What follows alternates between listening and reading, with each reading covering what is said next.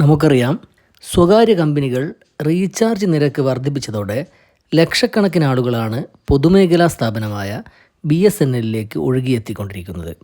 ഇപ്പോഴിതാ BSNL ഒരു പുത്തൻ ടെക്നോളജി അവതരിപ്പിച്ചിരിക്കുകയാണ്.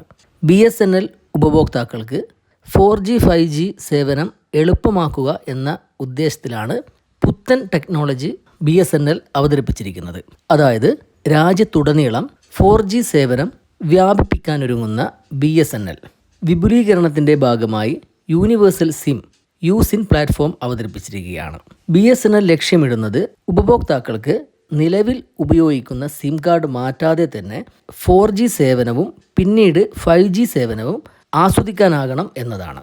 ഇതിനോടൊപ്പം മറ്റൊരു ആകർഷകമായ സാങ്കേതിക വിദ്യയും BSNL അവതരിപ്പിച്ചിട്ടുണ്ട്. 4G 5G സേവനവുമായി ബന്ധപ്പെട്ട OTA, അതായത് ഓവർ ദി എയർ സാങ്കേതികവിദ്യ. BSNL ഉപഭോക്താക്കൾക്ക് നിലവിലെ സിം മാറ്റാതെയും ഓഫീസ് സന്ദർശിക്കാതെയും 4Gയിലേക്കും പിന്നീട് 5Gയിലേക്കും അപ്ഗ്രേഡ് ചെയ്യാൻ സാധിക്കും എന്നതാണ് ഈ സാങ്കേതിക വിദ്യയുടെ പ്രത്യേകത. ഉപഭോക്താക്കളുടെ വിലപ്പെട്ട സമയം പാഴാക്കാതെ തന്നെ സേവനം ലഭ്യമാക്കാവുന്നതാണ്.